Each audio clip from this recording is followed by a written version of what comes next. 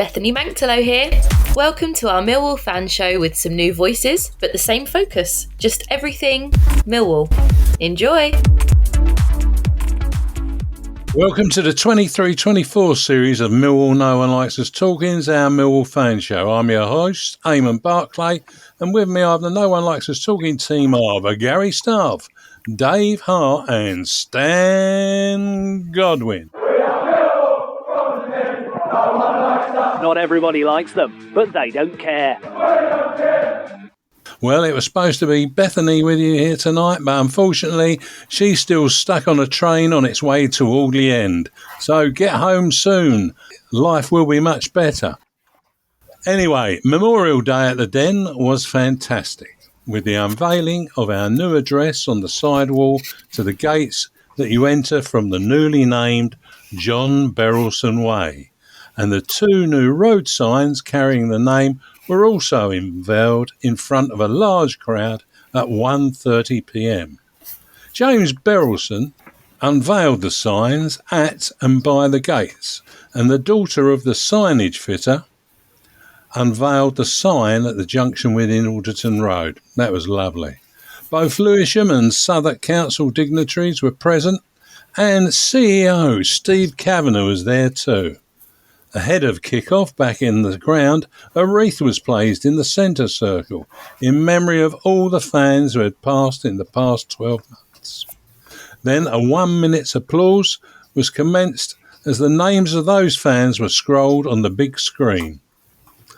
Rest in peace, one and all. On Tuesday, the club confirmed the signing of talented young winger Adam Mayer, or Mayer, depending whether you've got a German accent or not, from League Two side Morecombe FC. He is our only permanent signing in this window. Miles Thornton tells us that since making his debut in August 2022, the 19-year-old winger has made 67 appearances, 23 of those this season for Morecombe, and in total has scored 7 times, 3 this season. Boss Joe Edwards said, well, he's had a lot of impact, and that's for sure, considering his age, which has really impressed me. He has pace and power, and there'll be more to come as he goes through his physical development, and we see what he is capable of already is really promising. Adam himself told Millwall's website, out of all the clubs that were in for me, Millwall were the right choice. It's a big club. I'm going to be backed by staff, and it's somewhere where I feel that I can develop as well. Let's hope so. Anyway, back to the action. It was a 1-1 draw with Preston North End on Saturday. Gary, if you were reporting for Maritime as you have in the past, how would you present your thoughts on Saturday's game? I'd start by saying the Lions got off to an amazing start. I think it was in the first 5 minutes. We took the lead after Norton Cuffey marauded down the right-hand side from a pass from our new boy. He then passed it back to Honeyman, who, if you look back on the video, picked out a screaming Fleming who'd actually asked for the ball a couple of moments before, didn't get it, but then worked himself completely free into a space and made it 6-4 against Preston North End. And what a purple patch he's having against the North End there. But then the game sort of flattened, I think. Both teams started to cancel each other out. And it took a mistake, really, from our new boy, Tanganga, to allow them that opportunity. I think without that opportunity, I don't think they were going to create much or threaten us much. Admittedly, the last 20 minutes of the first half, there was a bit more about them. But then we came out the second half and we played really good football. We passed it around. We tried to do the honest thing. We tried to put the ball in the right positions. But I just think we're lacking something. And hopefully we've brought that in Mayer and Obafemi to help get that over the line. And fingers crossed, we can go on to Hart at the weekend and it's starting to gel. But I will honestly say I can see something's coming. We are working hard. it's a work in progress. We wasn't going to come overnight.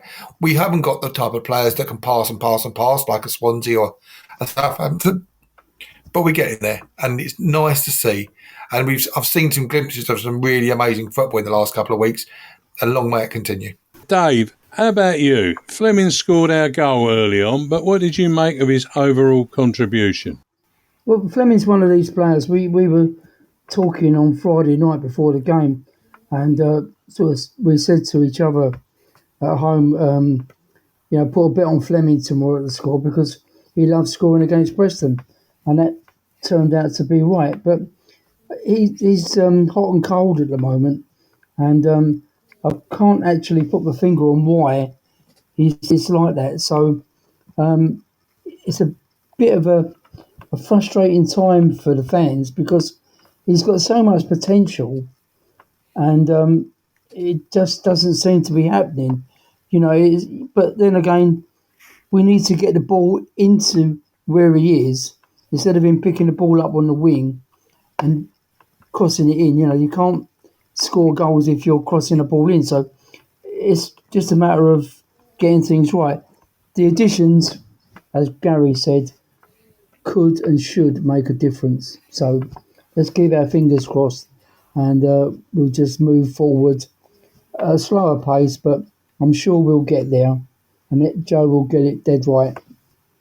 Lovely, thanks very much. Stan, last week you commented on the harsh words surrounding Sarkic. This week, Tanganga, suffered quite some derogatory statements being put about him on the social media.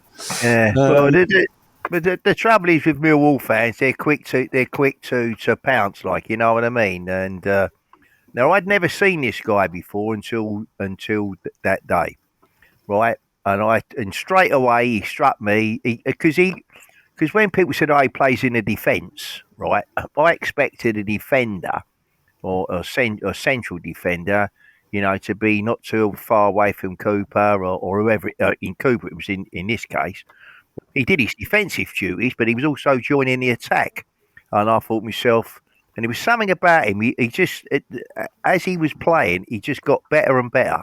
There was a couple of times when the passes went slightly astray, and I just thought to myself, well, you put that down to being ring rusty, right? Because we were told beforehand as to why it was.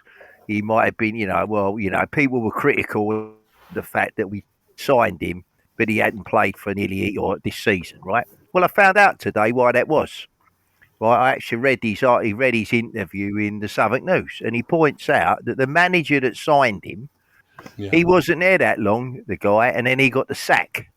And then what happens is, with a lot of these other things, they bring in a new manager, and he then looks round, and he's presumably come to the conclusion that Tatanga don't fit into the way he wants to play the game. Now, that's nothing, because if the manager sets him up a certain way, which presumably he does, he ain't putting square. I've said before that these managers don't put square pegs in round holes. Now, that's why it's not played. Not because he was useless or, and all this rubbish. It's because the manager that come in after the bloke who signed him got the sack took the view, whatever. In the same way that Joe Edwards come in, and he could have turned around and said, we could have had some player we was all raving about.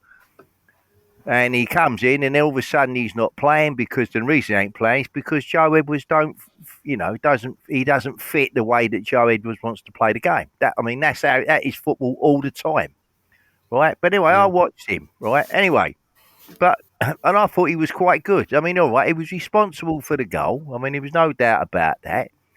Through the form, all of a sudden he starts getting slaughtered, doesn't he? Now, and there was one somebody got on Facebook, right, and they turned around and said, yeah, but he played well and all that, but he made one mistake. Well, my response to them was, well, when you find a footballer, I don't care what position they play in, and they never make a mistake, right, you've then found God. And you're never going to find that person. That's the reality. All right, you made some really good points. Anyway, it all sounds positive from you guys, and long may it continue to do so. But we'll take a break there and hear about our sponsor, G&M Motors. Hi, this is Jess Tuffield from G&M Motors. Operating from a modern and purpose-built facility in Milton Road, Gravesend, G&M Motors offers a complete range of new Honda cars and services. As well as new Hondas, we have an extensive range of used cars, including ex-Motability cars from a variety of manufacturers. Specialising in new Honda cars, G&M Motors has been retailing quality new and used vehicles to the people of Kent and South East London for over 4 decades. We have been a Honda dealership since 1972 and are the country's longest serving supplier of this renowned marque. Conveniently sited just 2 miles from the A2, 10 miles from the M25 and Dartford Crossing, visitors to our showroom are assured a warm welcome from our experienced and friendly staff. Our facilities include an on-site workshop capable of providing full vehicle servicing and repairs, as well as an extensive parts department offering genuine Honda parts and accessories. The expertise of our skilled mechanics is not limited to just Hondas, but extends to most makes and models of motor vehicles. Whatever your motoring needs, visit us at G&M Motors today.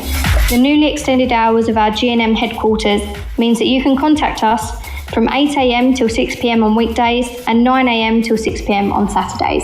To contact us, call us today on 01474 365 026. Thank you, Jess. Debbie Julian's here. Don't forget to call Jess on 01474 365 026. G&M Motors have been dear friends of the Julians family for over 4 decades now, from my dad Lenny to me, Debbie. Lions together. I'm your host, Eamonn Barclay, and with me I have no one like us talking team of Gary Staff, Dave Hart and Stan Godwin. Many thanks to our sponsor, G&M Motors. Why not go along and see what they have on site?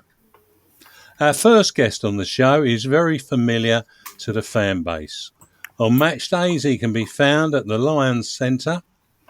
That's where the Millwall Community Trust are, dealing with people that need directing to facilities around the Den and dealing with Millwall Community Trust queries. It's a giveaway, really, isn't it? I'll say no more. We are delighted to welcome back for his monthly chat that Millwall fan and Millwall Community Trust CEO, Sean Daly, to the show. Hello, Sean. Good evening, all. How are you? Well, Evening, Sean. Evening, Sean. So before I pass you over to the team, Sean, I see the Millwall Community Trust have occupied space in the Greenwich Borough with a Greenwich Powerchair Lions FC. How did that come about? I'd rather not say we're in Greenwich. I'd rather stay in Lewisham and Southwark. We've always been trying to look at supporting different groups, different community groups. And there's this Greenwich Power Chairs that are for disabled adults and young people around playing football. And they wrote to us a while back saying that, you know, they're interested in linking up with a football club and maybe we could support them in some way. So what we've done is we've donated some kit with them. We've managed to give them some bursary some funding from our bursary. And we're going to do some events during the year to try and raise funds for their project. And the idea is it's giving a space for young people with disabilities to play football in the power chairs. It's just really just a link to try and profile a few community groups that are around our area. Well, that's good stuff. I understand that they're actually looking for a member of staff, and I saw that was advertised on your site. What are the qualifications needed for an assistant coach and basically what is involved? Yeah, I mean, what we're going to try and do is support them in all different ways. And one thing is they're trying to grow their workforce. So what we're looking for is they're looking for a member of staff that can engage with young people, know around disabilities, know a little bit around football, because football in the power chairs is very different from a normal football. And just really someone that can engage and inspire and support these young people in their journey around football. So it's really looking for someone who wants to get into the game, has a focus on disability, and just wants to work with those young sort of people. Great. Thanks very much for that, Sean. Hi, Sean. Gary Staff here. How you doing again, mate? I'm good, Gary. How are you? Yeah, not so bad. Not so bad. I was intrigued to see an image of you in a hard hat recently. Initially, I thought you had taken over from Nick Knowles on DIY SOS, the big build. Can you tell the listeners what you're up to? Well, I wasn't building a new stadium. I wasn't doing that. Get involved with that. So what's happened is before COVID, we were involved in the Riverside Youth Centre down in Deptford. It's a lovely site, as in like the building. It was opened by Henry Cooper in the 60s, and it was a real focus for young people as a youth centre. But with all the cuts and everything going on with youth provision, it's got quite derelict. So before COVID, we put a bid in with Football Foundation, around about 850,000 we managed to get from Football Foundation and then we have some other funding, but I think it comes to about 1.3 million in total, to build a new youth centre and have an AstroTurf outside, and have a music centre in there so kids can do DJing and producing music. And then we'll have a brand new Astro outside. But then of course COVID came and shut the whole lot down, and things changed a little bit, etc. But we managed to get it back on track last year. Got Football Foundation back involved for it, and I went down there with the councillors, and they're actually starting the refurbishment of the youth centre and the AstroTurf, and we hope it's going to be finished sort of like the end of this summer. And then we will do some of our provision in there for young people. We'll use the AstroTurf, we'll use the classrooms, going to have sports halls, and that's where I was really, down there. So I'm not building the new stadium or the flats at the moment, so that wasn't there in case you thought it was. But it's great. It's going to be an unbelievable site, and again, it's Millwall bringing that money in from the Football Foundation, because without a professional football club being involved in an adventure like that, they wouldn't be able to track that funding. That's great. Absolutely great. Hello, Sean. Dave here. Dave, how are you? All right? I'm very well, thanks, mate. It's always great to talk to you because you let us into everything that's going on in the community so well, and I just have to admire your work. But can I ask, how are the preparations for the half-term camps for the kids going? Yeah, very good at the moment. So we've got two sites at the moment, which is going to be the Lions Centre and St Paul's. I usually will offer the free holiday camps, so we managed to get some money out of the government to offer the free holiday camps. But for some reason, they don't do February. So we're doing our own camps. But what we have managed to get is we've managed to get some funding from Lewisham Council, which we get confirmed today. So we'll be offering 50 free places, food and meal camps at the Lions Centre. So I think we're going to be sold out at the Lions Centre, so probably 80 to 100 children there, and then probably 60, 70 children up at St Paul's. So very good at the moment, you know. I think where we are very good is if we have to run camps and we have to charge children, we do it very minimum. You know, we're not out to make money. We're a non-profitable organisation. If we can get funding and offer it for free, then we will. And that's why I think our camps are full up, because people know that, you know, they get good coaching from the coaches. They get a good couple of days or a week, and then we try and give them tickets so we can bring the family to the game on the weekend. Oh, that's good news. Let's just hope your work continues. Yeah, I think giving those tickets away are a really good thing, because it just builds on the fan base. Eamonn, do you mind if I ask a question on that as well? What's the age groups for the camps? Yeah, so we do from 5 years old up to 15, 16s, but we don't really get many 15, 16s. When you get to about 12, 13, that's when it stops, really. Fair enough. But it's from 5 years old upwards.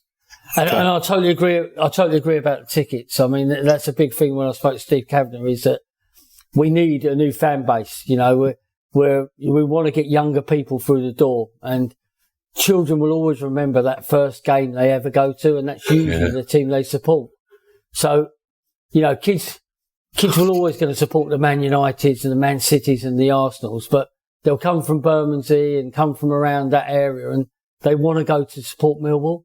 So getting them through the door, I think is very important. And we've talked a lot about it at the community scheme, is that having going to football with your dad and your mum is a great family experience. Yeah. You know, and they're the memories you're going to remember. So we always give out not just a child ticket, but a family ticket. So dad brings it and he spends some time with his son and daughter and talks about football. So I think that's very important. We give those tickets out, and Steve's all for it. You know, he'll phone me up and say, no, we'll give you 200 tickets, Sean. Can you get them out? And we'll just target different groups that we haven't been before. Yeah, it's brilliant. Absolutely brilliant. All right, Sean, Stan here, mate. Firstly, I have not. Yeah, okay. Firstly, I have not said thanks publicly for my blue Santa outfit for the 2023 Santa Dash. I also wish to add that I will be wearing it again pre-Christmas 24 in the Santa Dash. This time, I will have Ted Robinson and Dean Wilson alongside. Whether they know that or not, I don't know, but trust me, they'll be there. And we're recruiting more from the senior groups as we speak. It was a great day. Anyway, enough of me, Sean. Previously on the show, you have touched on your career in coaching and where it has led you to this day. Clearly, you are a person who thrives in developing people. How did you come to choose this career path, mate? I think I played too much football when I was younger, and I loved football. I just absolutely loved it. And I got involved. My parents are from Dover, so I got involved in doing some coaching down in Dover and absolutely got the bug for it and loved it. And I worked with an ex-player called Pat Hilton, who used to be at West Brom, and he was unbelievable. And he just one day said to me, look, I've got some stuff going on in America. Would you like to go out? And I just said, okay. And I went out for a couple of weeks and ended up doing 6 years there. But when I came back, I just thought, this is a career for me. I want to develop young people. I want them to achieve their dream. Now, their dream may be to be a professional footballer and they make it, or their dream might be just to play for a team. So I went and gone and worked for Charlton in the community scheme, but I was very lucky is that I ended up working at the academy as well. So for 20 odd years, I worked at a professional football club. I worked with the kids that weren't so good that ended up playing for teams. And then I ended up with playing with a lot of lads that went on to become professionals. You know, some ended up playing internationals like Gomez and John Joe Shelby and Nicky Pope. And then I had a lot that play in like the leagues like Bradley Dack at the moment. And lucky enough, in the groups that I coached them, that was people like Billy Mitchell, Danny McNamara. And I just loved it. But then I've come to Millwall and I did a bit of coaching and I did football development, but then I moved on to CO. So I don't do hardly any coaching at all now. All I do now is moving paper from one side of my desk to the other. Well, somebody's coached you in that then, Sean, and you can, and one day you can pick on your successor and they become expert coaching on shifting the paper. Yeah, well, I absolutely loved it. I loved the coaching. I love seeing young people develop. I love them seeing them achieving their dreams, you know, becoming that professional footballer. And lucky enough at the moment, I'm seeing a lot of players that when we get to play against other teams, are playing for it. So when Sunderland came here the other day, Bradley Dack came and saw me, saw my family. I've known him since he was 7 years old. I knew Danny McNamara when he was 6, and Billy and Zach. And so I just want people to achieve and become as best they can. And the same in my work, you know, I want my staff to become the best they can. And I think if you have that sort of attitude and it rubs off on other people, it's brilliant.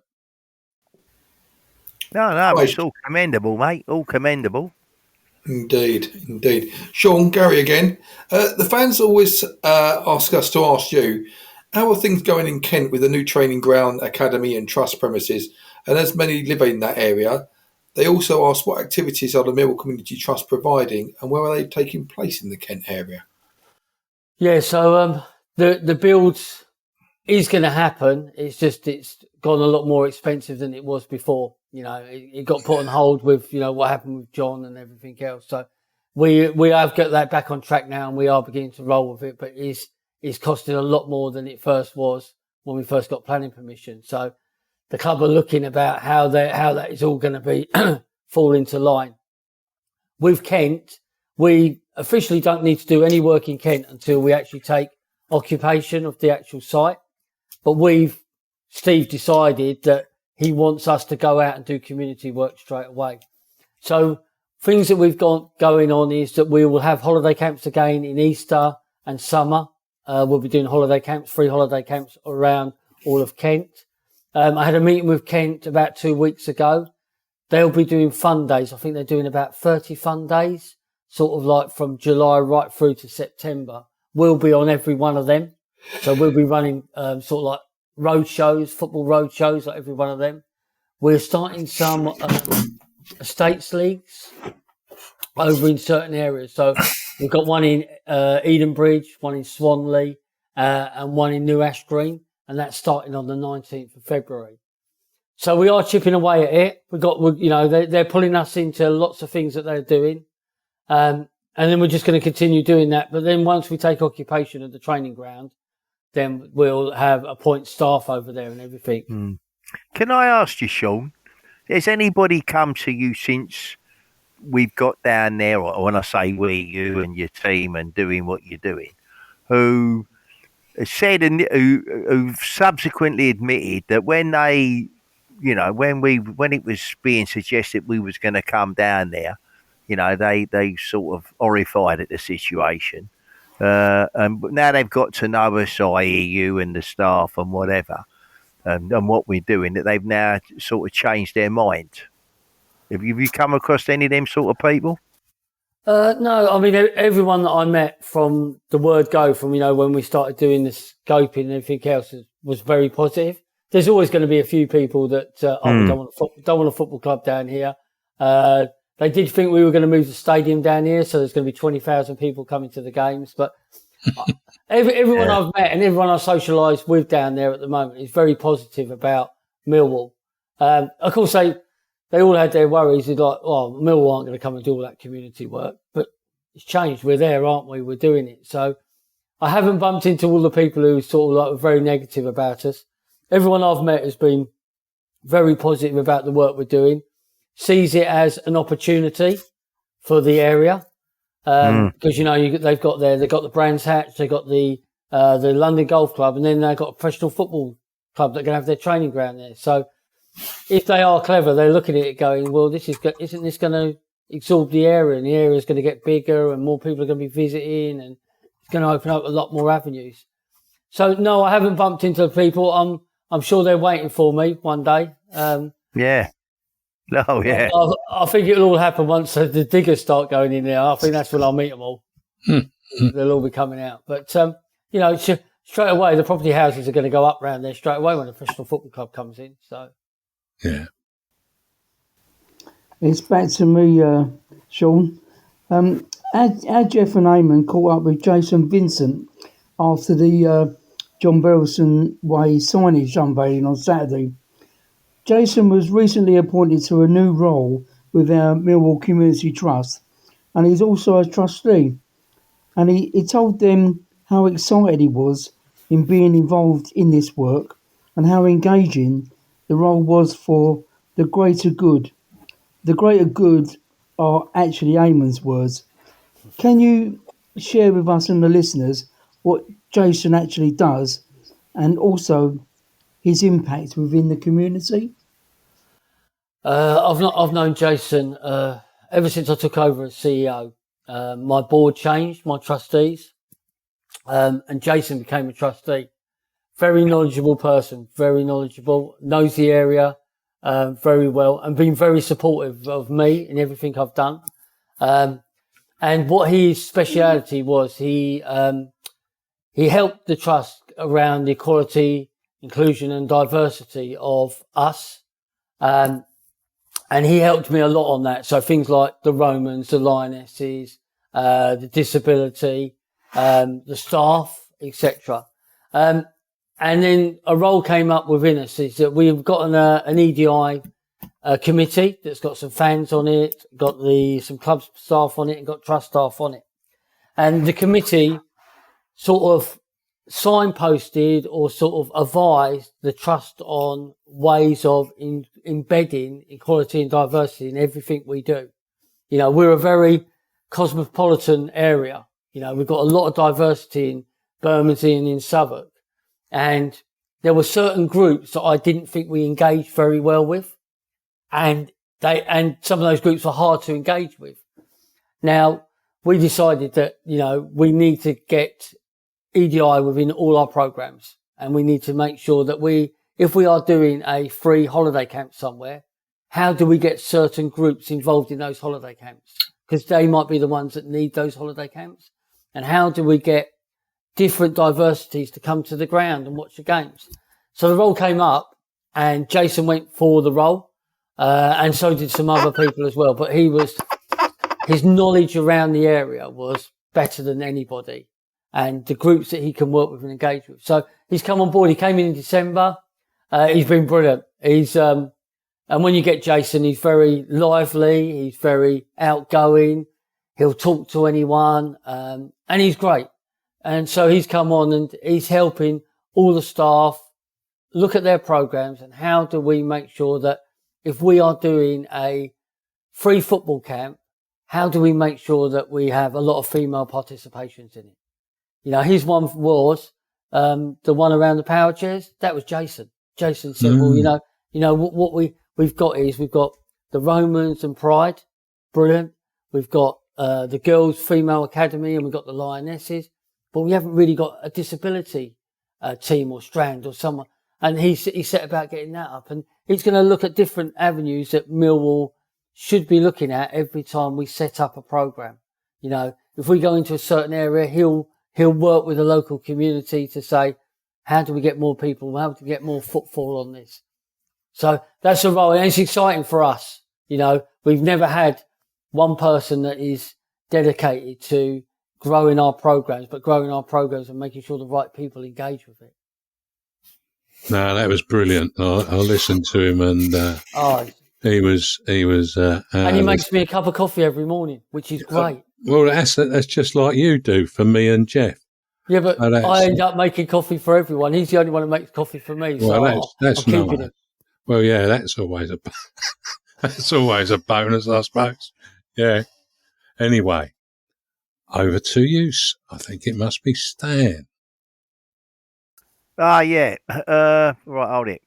Yeah, no, I'm with it now. Yeah, Sean, you have any updates for us and the fans ahead of the forthcoming Community Day on the 2nd of March when we play Watford, mate?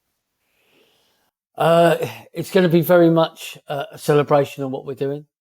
Very much like it's been every year. We want to showcase lots of groups that we're working with. So like the Girls Academy, our Player Development Centre, the Lionesses, the Romans. So they'll be around, meeting all the fans, engaging with the fans. Shirts again, we'll have the Community Day on the shirts. We've got a band playing. We're going to have some presentations on the pitch before. It's going to be very similar to the last couple of years that we've done.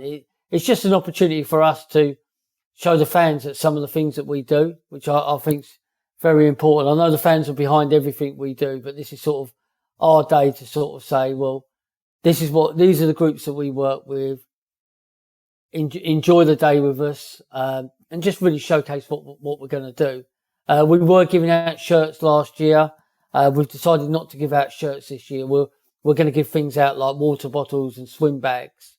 Because we felt the shirts last year were used for the day and that was it. People didn't use them after that. Well, we want to have a product that people use all the time. So we're going to be giving out different things this time. Wristbands, water bottles, swim bags, all different things that will have the Community Trust on it. But no, we're looking forward to it. We're going to have stalls again of some of our partners. So the job centre, the police.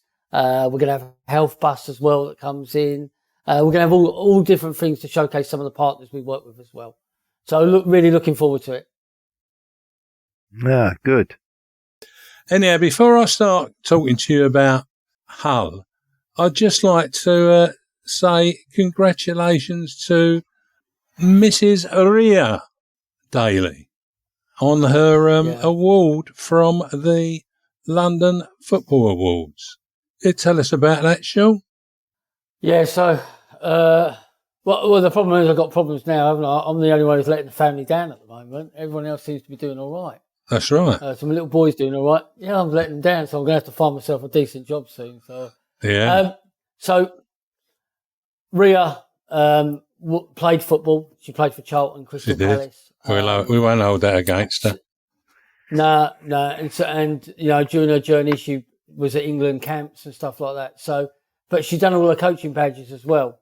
And so she coaches and she does lots of things. She does like grassroots girls football teams, does disability groups, does young children and that. And she got nominated by a group and she got voted for Coach of the Year at the awards. So very nice. We went there. Jermaine Defoe gave out the awards. Yeah. So very excited, very proud of her. You know, I think she's been a coach for years, etc. Very difficult, I think, for a female to be a coach in the men's game sometimes, but she handles it very well. And I'm just very proud of what she done yesterday. I thought it was excellent. So, it's brilliant. So yeah, I'm the only one. I'm the only one letting the family down at the moment. My little boy gets an award, and I don't know what I'm going to have to do. Well, wait and see. I'm sure it'll come within time, Sean. I've got a feeling it ain't that too far away. Before we say much, much more dirties and things like that, the Lions travel to Hull for what looks like a tough game. What do you think? And can you make a prediction? I think it's going to be a very tough game. I think Hull have had a great season so far. Yeah. But I think we could get a draw up there. I think 2-2 would be a nice result. I do like the forward that's coming from Burnley. I thought he looked very lively on Saturday, and I think the team could go up there, and I think they could definitely pull off a draw up there. Be nice to nick the winner, but I'm going for a draw. I'm going for 2-2. 2-2, the Lily White boys all dressed up in green, ho-ho. Yes, okay then. We'll take that all day long. It's always a pleasure to have you join us. We wish you and yours all the best. And, well, as you said, perhaps yours don't need all the best. It's you that need all the best. And look forward to hearing from you again after the Community Day. Thanks. Really brilliant to have you on. Thank you very much, everyone. Have a good evening. See you later. Yeah, see you. Good luck, mate. So 2nd of March is our Community Day this year as we play Watford at the Den. It's a great day to showcase the work that Millwall Community Trust do. So I hope to see you all at the Den then. Bye. I'm your host, Eamonn Barclay. With me, I have no one likes us talking team over Gary Staff, Dave Hart and Stan Godwin. As soon as any updates about that Community Day become known, we will let you know. But on the day, we will be getting out and about and getting fan and people as partners of the Trust's thoughts from midday. So if you see Gary Staff, if you see Debbie Julians, if you see Jeff Burnage or you see Miles Thornton, have a word. They'd love to catch you.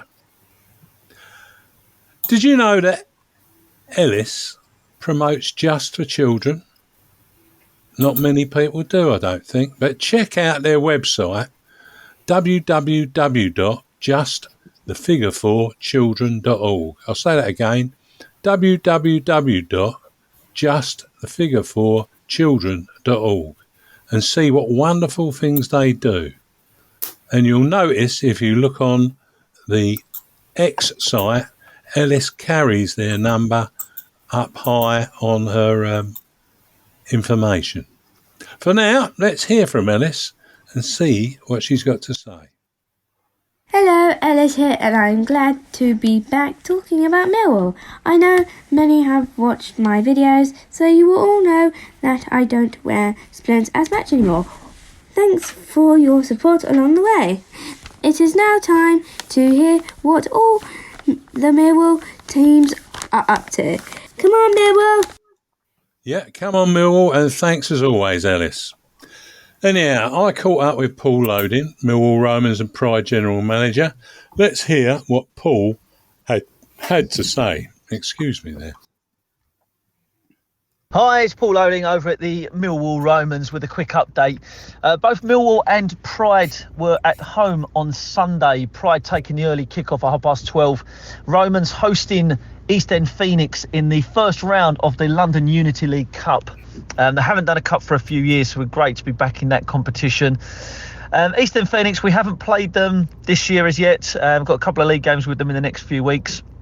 The game started off really well. We've gone back to our 4-3-3 formation that we've seemed to have gone for this year.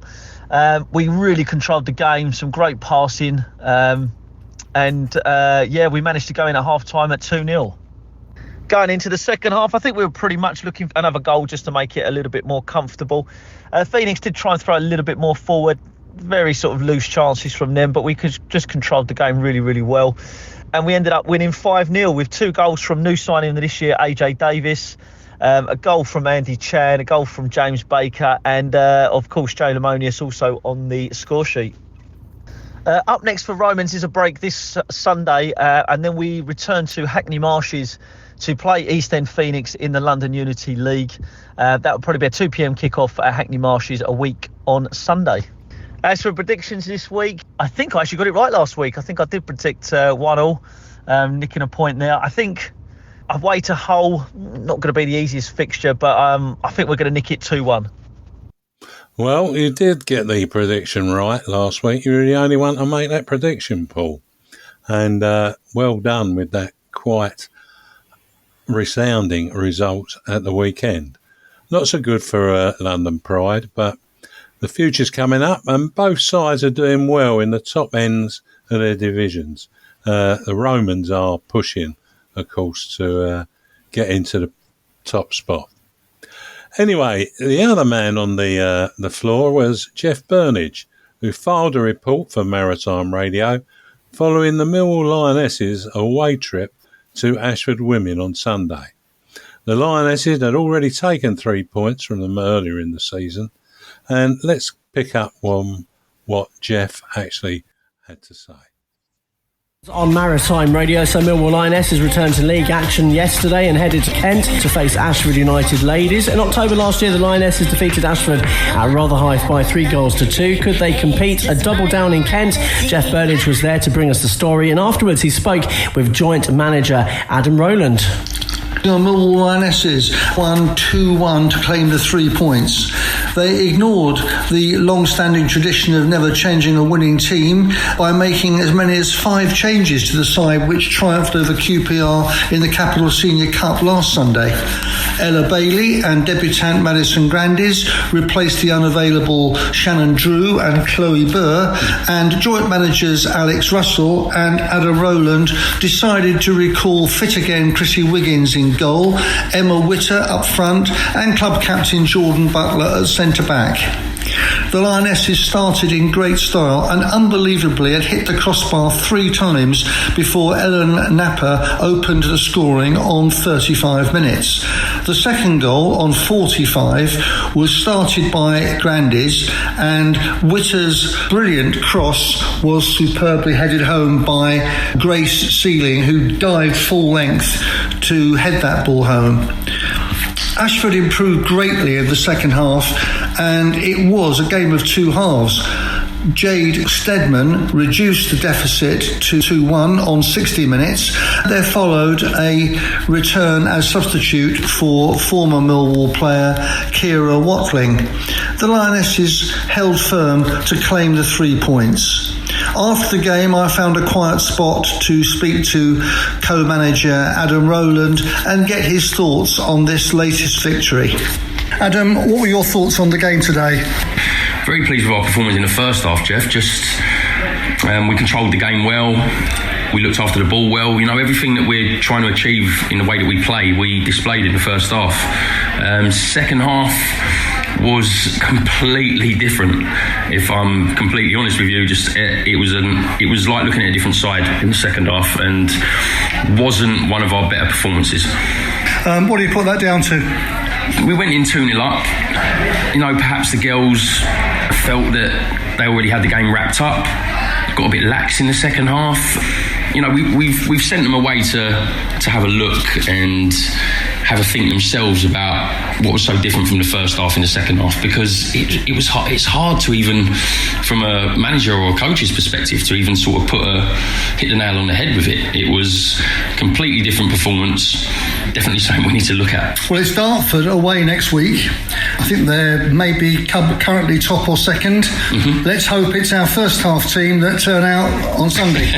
Yeah, that would be good. Yeah, I mean, if we play like we did in the first half for a whole 90 minutes, then I would have no worry about us getting a result against Dartford. Thanks, Adam. No worries, Jeff.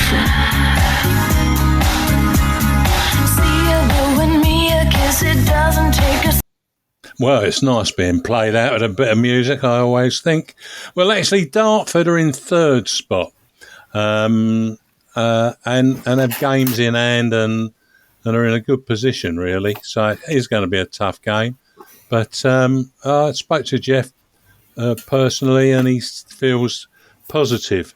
Now, of course, they've had some newbies join them, as you may have noticed, the Northern Ireland International, Kira Watlin, Madison from the States.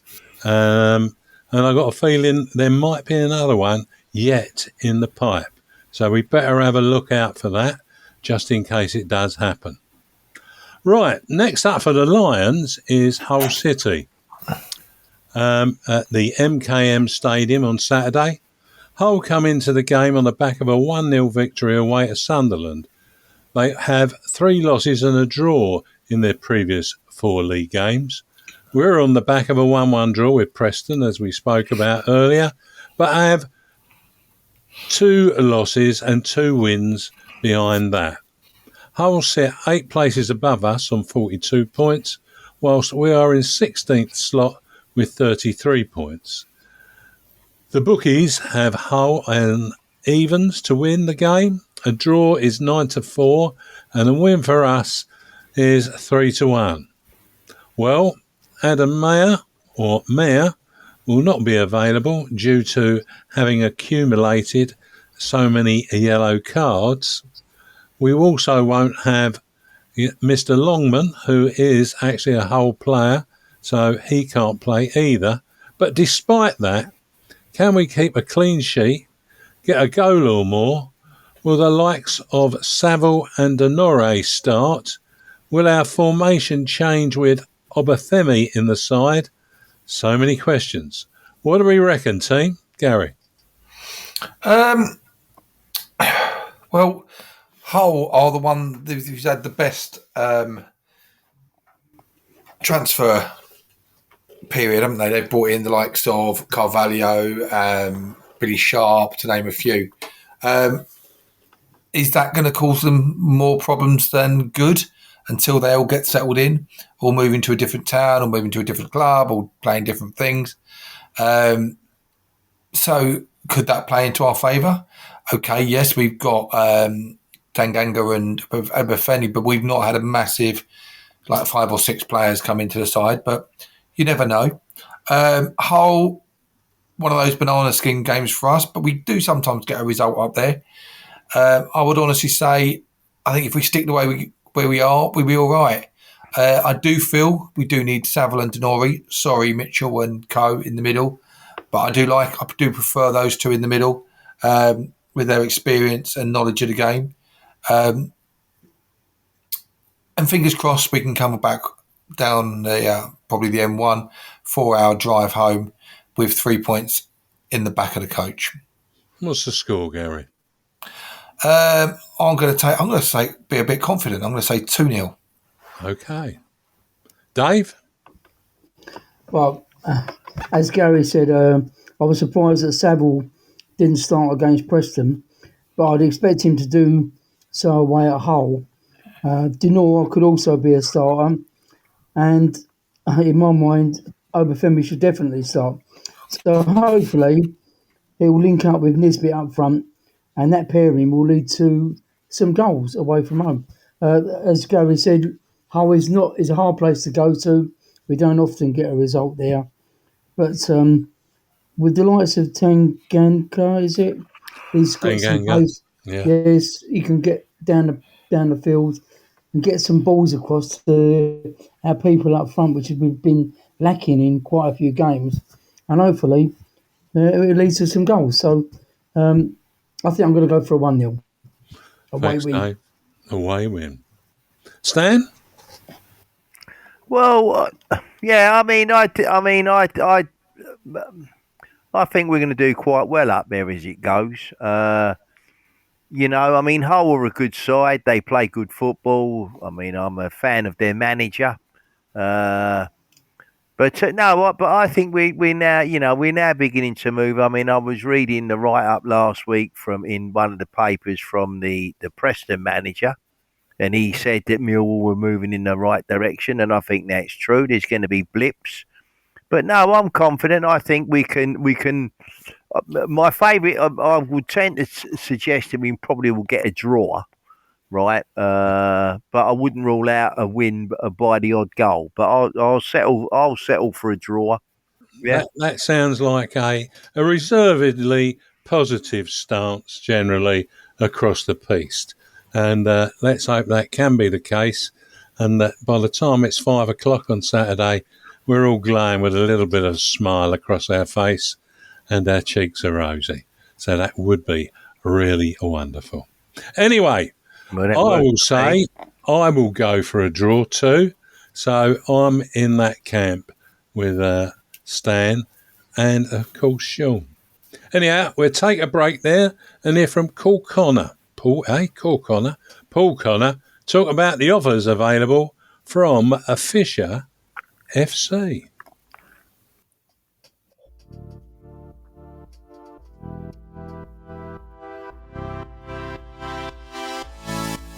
Hi, I'm Paul, a Millwall and Fisher FC supporter. There's always been strong links between our clubs, and as such, Fisher FC would like to remind Millwall season ticket holders and supporters club members that entry to watch Fisher is just a £5 if you show your card at the gate.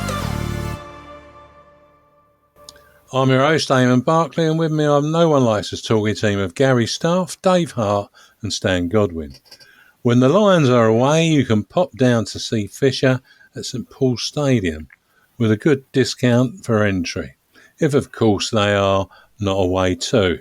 But luckily, this Saturday, they are at home and at home to Kennington. So get down there if you're not travelling to Hull. It should make for a good game. And I'm stopping there and I'm going to tell you. Our second guest tonight is full of Millwall man and boy. He's part of a famous Millwall following family. There is a famous picture of him behind a blue and white striped shirted Millwall player. In fact, there's two famous pictures of him standing behind. One is definitely Harry Cripps and the other one is Joe Broadfoot. I don't know what he was doing. He kept getting around everywhere in those days. And our guest, as a boy, can be seen waving a Millwall flag in the one where he's with Joey Broadfoot. His name is Derek, but he's better known by another. Without further ado, let's welcome Dej Kempster to our studio. Hello, Dej. Hi, Dej. All right, Dej. All right, Dej. Evening, Dej. Yeah, can you hear me? Yeah. Your signal's clear. Yeah. You're not nearly as clear as Stan, but that's good. So another Woolworth boy. Yeah, there you go. The Woolworth boys ride again. And yeah, it's great to have you on. Mate. Well, it could be true.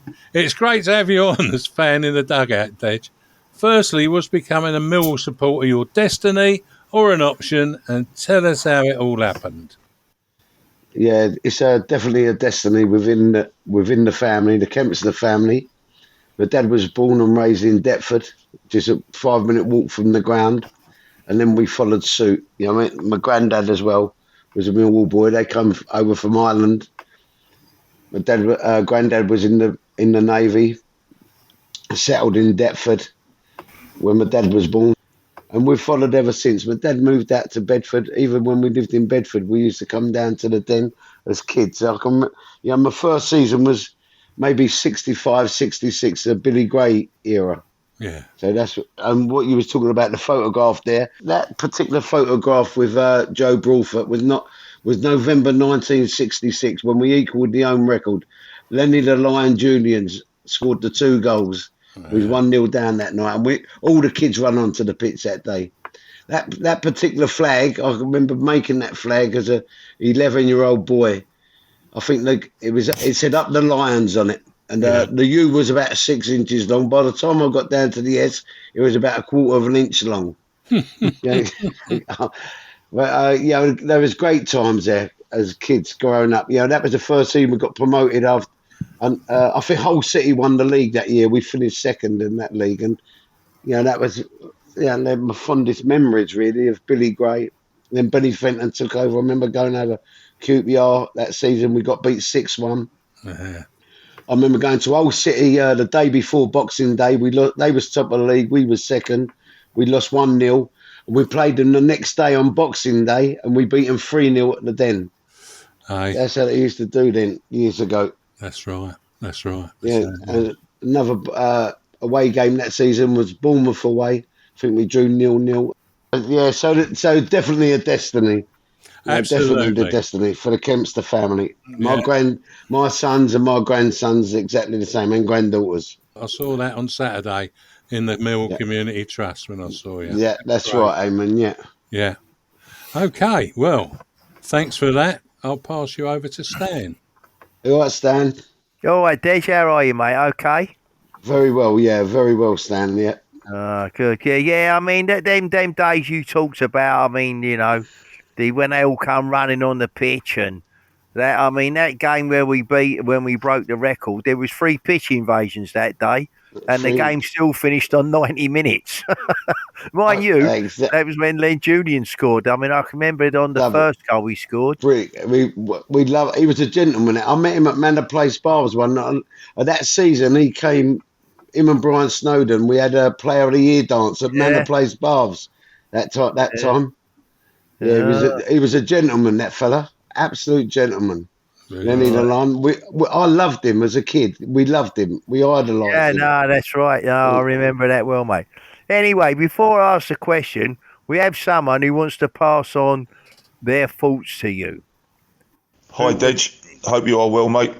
Here's a little tester for you to work out who I am.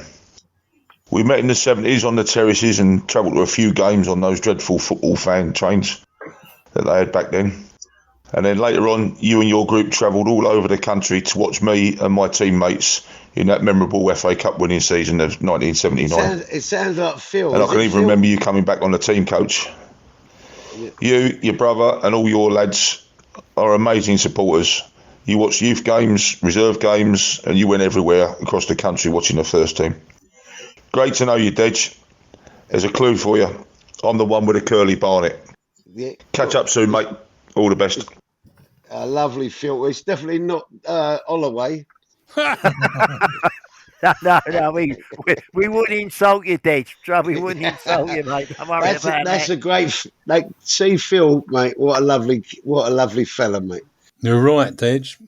That is Phil Coleman, and what a lovely fellow he is. I remember him years ago. We was away at Pontins with him. I followed the youth team around as well. We went on holiday with Bob Pearson. We went on holiday with a youth team. That team that went on to win the FA Youth Cup. And Phil, I'll always remember, he'd give me his tracksuit top, and I treasured it for years, mate. Lovely fella. You still got it, Dej? I think I sold it for £3. Ah, well, it was reasonable at the time, I suppose. Yeah, why not? Why not? No, only joking. Yeah, no, I've had some great stories. Yeah, for me, the players are great, but for me, the characters are on the terraces. That's what, for me, Millwall was all about. I can remember old Ethel. I don't know if you remember old Ethel. She was 87, and the linesman gave a dodgy decision against us, and she threw her Zimmer frame at him. And Harry Cripps picked it up and walked along the touchline with it and give her it back. Good old Ethel, mate. You have characters like that. There was another, and she used to swear like a trooper, but never say the first letter of the swear word. It was always ucking this and ucking that. Yeah. You silly ant. Every word under the sun. but never used the swear, but never used the first initial. Wow. Dear old Ethel, mate. And she used to go away games on the old Banfield coaches. That's what we used to go with. Yeah. Great characters on them terraces, mate. Well, Honestly. And for me, the players are just part of our timeline, but the fans are there from day in, day out. Rain, come rain or shine. We'll always be there. We're always there, mate. and most of them for the whole of their lives. Yeah, man. Yeah, that's the truth. Yeah. That's the truth. Yeah, brilliant times. And still are today. I mean, I've got mates from a 10-year-old now, and I still meet them at Millwall every fortnight or whatever like that. Brilliant. Little groups of us, yeah. There you go. And I've had a new flag made, actually, the Many Saints of Millwall. And that's what we are, the Many Saints of Millwall. And I've got another flag, the original We Fear No Foe emblem. Yeah. As well, yeah. I've always been a standard bearer for Millwall, always. Well, that's a good thing. That is a good thing. Hello, Des. It's Dave here. Hello, Dave. Just hearing you talk, mate, it brings it all back to me. I mean, I've been going for a very long time as well. I remember all those years in the 60s, and games like Fulham away in the cup, just wonderful to hear you talk about. And I'm still living in New Cross, so brilliant, it's great. But can I just ask you a question? Now Gary Rowett's gone.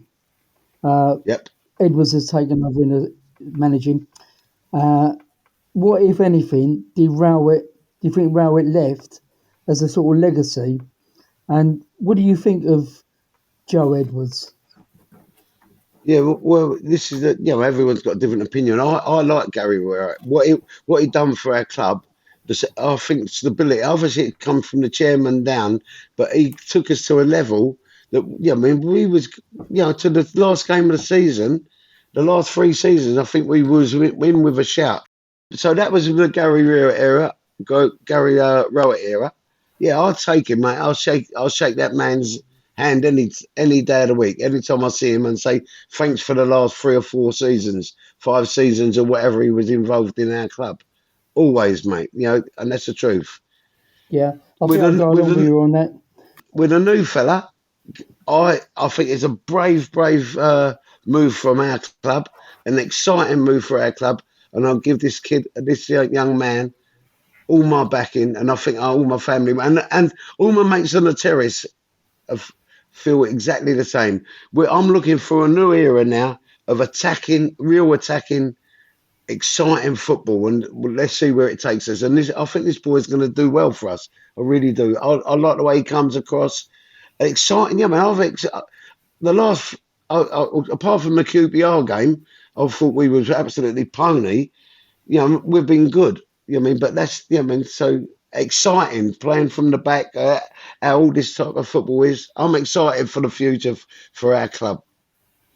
Yeah, I've got to go along with you there, Dej, because we have been unlucky, definitely unlucky in some games, and the way he's making the team play or trying to get the team to play.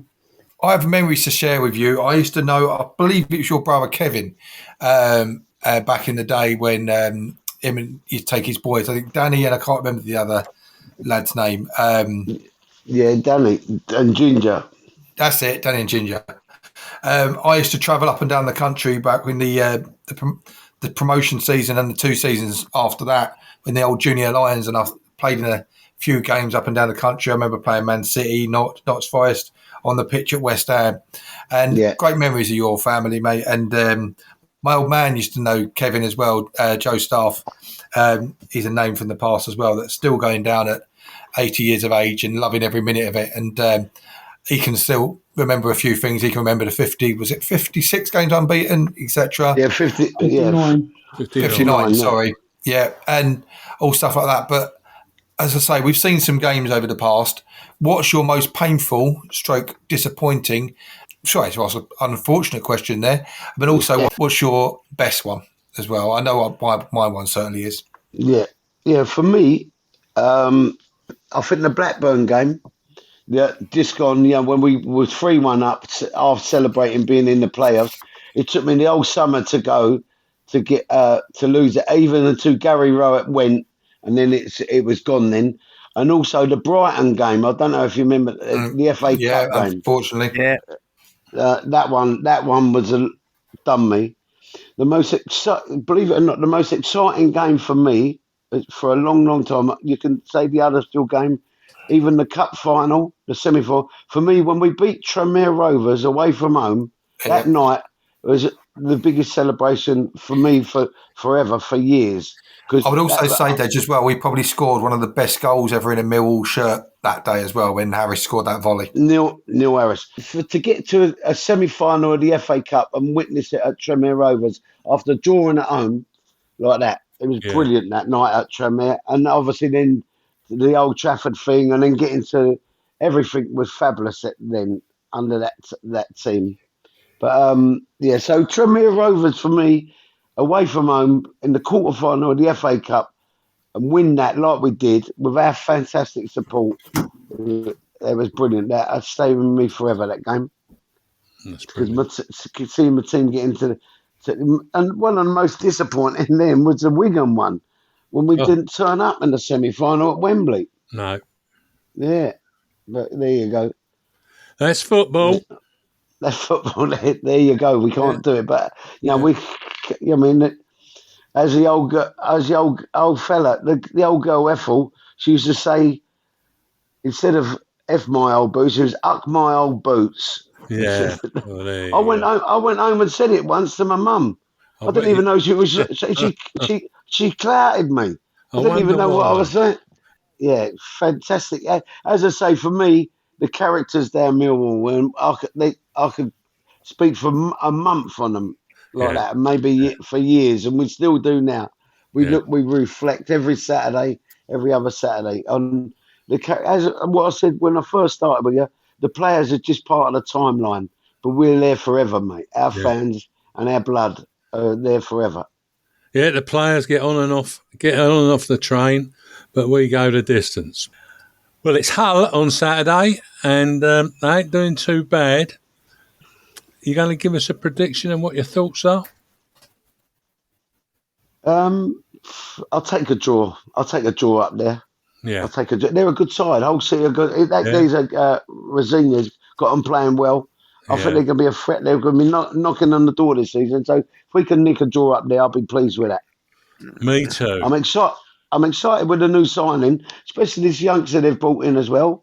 Yeah, he looks good. Yeah, Mayer if you're German and Mayer if you're English. But there you go, yeah. Well, he can't play for us Saturday because had too many yellow cards. But we'll see you again. Unless Obafemi can put one or two in the back of the net. That would be great. He seems very keen, that boy, doesn't he? He does.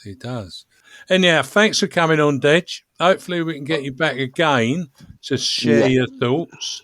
But until the next time, all the best to you and yours. Nice one, Eamonn. Bless you all, mate. Yeah. You take care. Take care, Dej. Take care, mate. See you, Dej. I'll watch out. Thanks for coming on, Dej. Yeah, come on, you. Nice great talking to you, mate. Take care. Take care. So there you go. Dej Kempster, part of the Kempster dynasty. All the way from Ireland and then South East London, Bedford and back again. So that ain't too bad, is it? Well, we'll take a break there and hear how Sands United can help fathers in dealing with the loss of a baby. We know that some men can struggle to talk about how they're feeling after the death of a baby. We hope that by building trust and a common bond, by playing together as a team, many more will be able to break their silence about baby loss and help others to do the same. Sands United FC has already saved the lives of men left feeling like they had no one to turn to in their grief. Are you a father who has lost a child? Talk to Sands United. They will help. Contact them on sufclondon@gmail.com. That's sufclondon@gmail.com. They will help. I'm your host, Eamonn Barclay, and with me I have the No One Likes Us talking team of Gary Staff, Dave Hart and Stan Godwin. Sands United have an incredible record in helping bereaved fathers. Yeah, and they do make a difference. Well, we're all looking forward to the next game, but in the meantime, here are a few matters of interest for Millwall fans. Are you passionate to work with and engage positively with people with disabilities to help them achieve their full potential, improve their well-being and their confidence while having fun? Well, Millwall Community Trust sponsored Greenwich Powerchair Lions FC are recruiting an assistant coach. You will need a minimum Football Association Level 1 in football coaching or the new FA Introduction to Coaching Award, plus safeguarding children and first aid certification. The teams are based in Woolwich and will travel to away games. Check out the full details on the website of our Millwall Community Trust. Next week, Bethany will be hosting our team of Stan, once again, Ted and Miles, along with a couple of guests. Also, don't forget, Millwall Lionesses are back in league action away to high-flying Dartford women on Sunday with a 3 p.m. start over at Princes Park Stadium. DA1 won our team. Get down there and give our Lionesses the backing they deserve. Have you walked the walk yet? Well, you can during the next international break on Saturday, the 23rd of March, 2024. 11 o'clock to 1400 hours, 2 p.m. from West India Quay DLR station. Go and join Rob Woodford and Mike George on their 8th Out of the Blue event, a special trip back in time to discover all of the key highlights of our famous old football club's early existence on the Isle of Dogs, 1885 to 1910. For tickets, go to eventbrite.co.uk. That's eventbrite.co.uk and search for Millwall History and the Heritage Tour. I'll say that again. For tickets, go to eventbrite.co.uk and search for Millwall History and Heritage Tours. Tickets are priced at £12. Yeah, get on. Have that tour. Don't forget, you'll be able to listen to the No One Likes Us Talking team, bring reports from our games both home and away for both the Lions and Lionesses, and also updates on Millwall Community Matters too, on Maritime Radio, broadcasting on 96.5 FM. Additionally, you can find us on Instagram, Facebook, Tumblr, YouTube, and X social media sites, and all popular podcast sites. Well, that's it from me. Thanks, Gary. Thanks, Eamonn. Absolute pleasure as always. Good. Thanks, Dave. Thanks, Eamonn, and good night to everyone. And thanks, Stan. Yeah, thanks, Eamonn, and good night to everyone. And thank you all for listening. I hope you enjoy the show.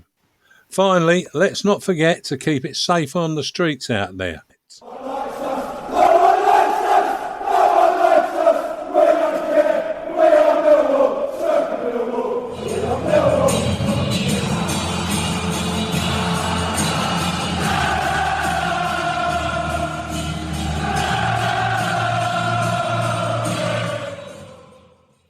Our Millwall Fan Show is sponsored by G&M Motors of Gravesend, Honda dealers and much more. Thank you.